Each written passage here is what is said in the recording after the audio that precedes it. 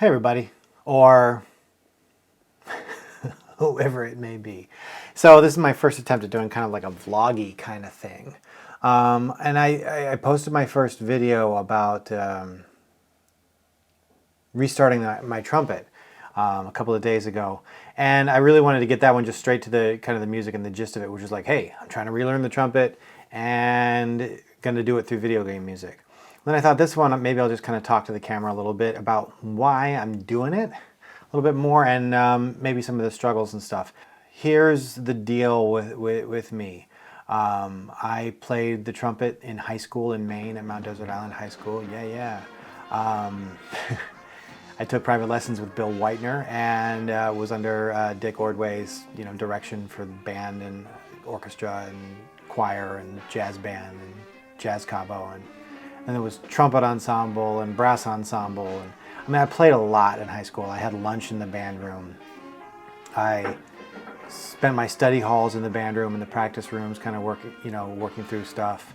And I started off pretty bad, like going in from 8th grade into high school. I still probably couldn't play most of my major scales. I wouldn't have been able to tell you what the notes were called. If you said play a D, I say, which one is that? And they say 1 and 3. I'm like, oh, okay. Then I would put down my first and third vowels. And that's kind of how I get through. And then somewhere a freshman year, maybe sophomore year, I got more serious and started practicing more. And then I got pretty into it. So I think I improved quite a bit throughout high school. And I peaked by senior year. And then I kind of coasted from there. I went to Sarah Lawrence College, which I think is a great school, but I wasn't really ready for it. My first 3 years in college, I played. I think there was a jazz ensemble, and I was in that, and I was in the orchestra. The music that we did at Sarah Lawrence wasn't really the kind of thing that I was most into. What I would have had most fun playing in was playing in a big band. I would have enjoyed that because I was like lead player in senior year in high school. I would play the ink and play the high notes and stuff like that. And then Brent, the other trumpet player, he would play all the improv solos and stuff, and he was really good at that. I mean, he was kind of good at everything, but like there was only one part that I could do. I'm not spontaneous enough to really be able to improvise well. But there was nothing like that at Sarah Lawrence. There was kind of like everybody wanted to be like Miles Davis or something like that, real cool, and like small ensembles. I wasn't into that. So I played and I practiced and stuff, but I don't think I really improved that much in 3 years in college. And then I took 4 years off and went back my senior year, and that was great. But by that point, other things had taken over. I was much more focused on theater and acting and stuff like that. But even within that, going back for senior year, I was thinking more about where am I going to go with the rest of my life. And I still kind of wanted to do acting, but I was also thinking about other career choices. So while I was still performing, there was about 7 years, in the 4 years off that I took from college, and then a couple of years after that, after I went back to college, where I was still performing in New York and doing theater mostly. Actually, wait, that's a lie. I wasn't performing in New York. I was auditioning in New York and then performing in other places. I would get the trumpet out sometimes. So it was like a gimmick I would use sometimes to make for some variety in the shows I was doing, but it wasn't my main thing. And then when I stopped acting, I completely stopped playing the trumpet. I used to have a B flat trumpet, a C trumpet, a piccolo trumpet, and a flugelhorn. And I sold all of those before I left New York because I just needed cash. But I kept the B flat. So I sold the other 3 and I kept the B flat. But I would very rarely play the B flat. I might get it out for a day. And the main thing was like, what was the point? I wasn't in a band. I wasn't in an orchestra. It takes a lot of work, just physical work, to get to a point where you can even make the trumpet sound better than kind of like a fart coming out of your mouth. And I could very easily see myself spending a couple of weeks getting my chops back and then saying, wow, did that, now what? And then saying, well, I guess nothing, and I'll put it back on the shelf for another couple of years. But this year has been a lot of remote teaching because of COVID, and a lot of sitting around the house.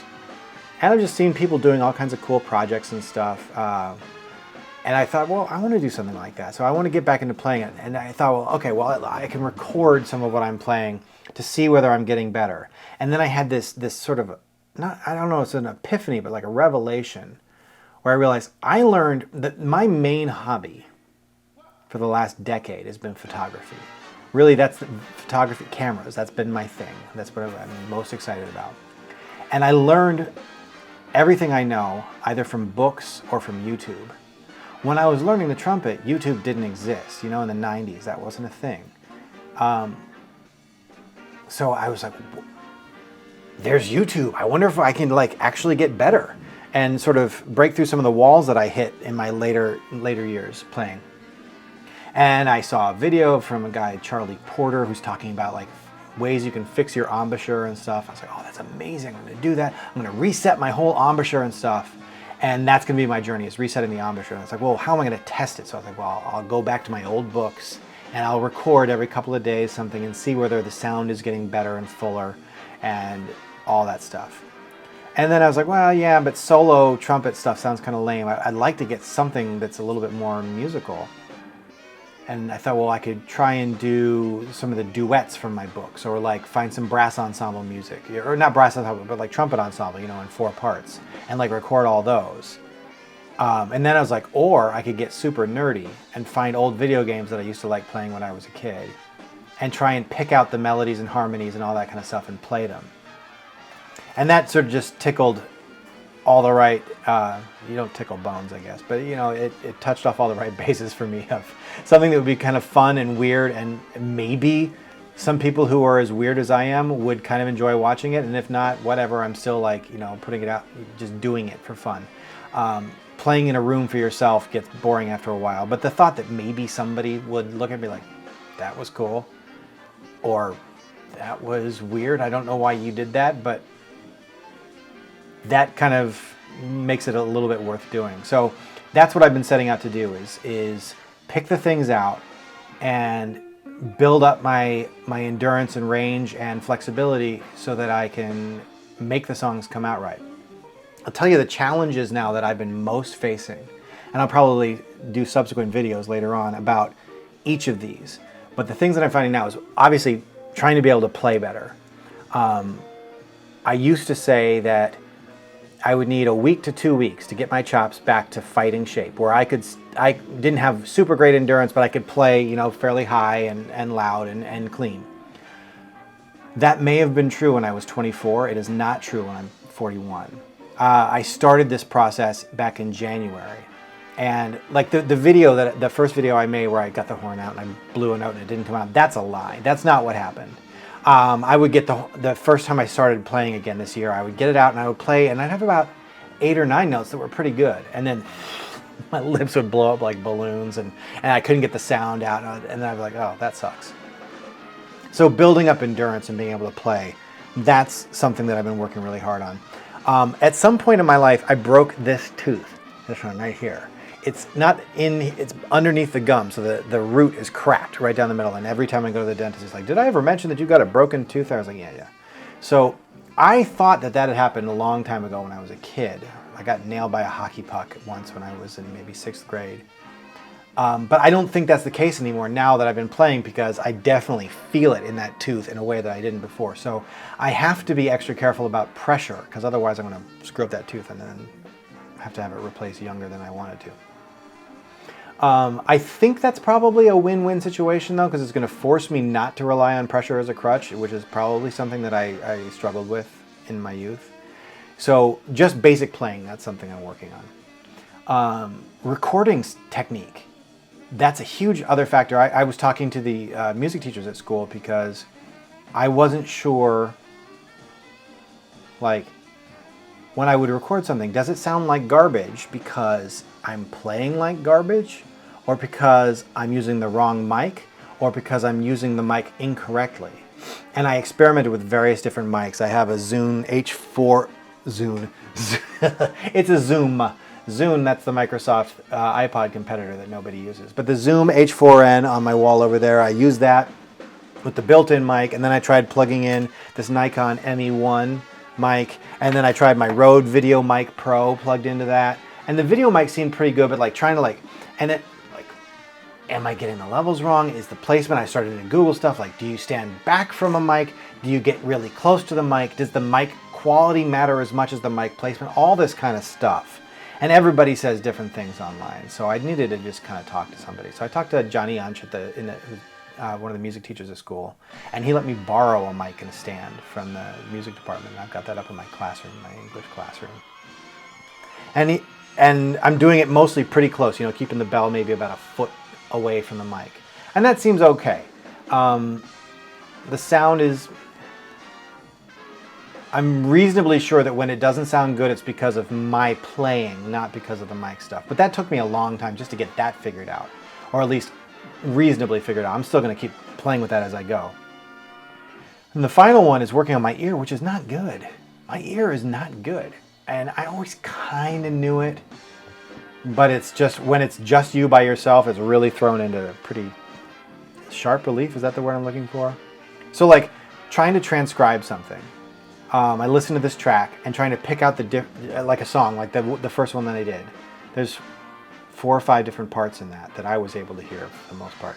And some of it was pretty easy to pick out, other parts not so much. But like little things will throw me off. Like I'll be a half step off and I'm like, is that just because I'm out of tune, or because the timbre between the instrument that's being recorded and my trumpet? Like, or am I just not playing the right note? And then I finally get the right note, like, oh my God, yeah, I wasn't even close. But that's very slow going for me, picking out the different parts and then figuring it out. And then instrumentation also, the bass lines for those. I picked, one of the reasons why I picked video game music is because I figured like 16-bit console stuff is not going to have a real wide range.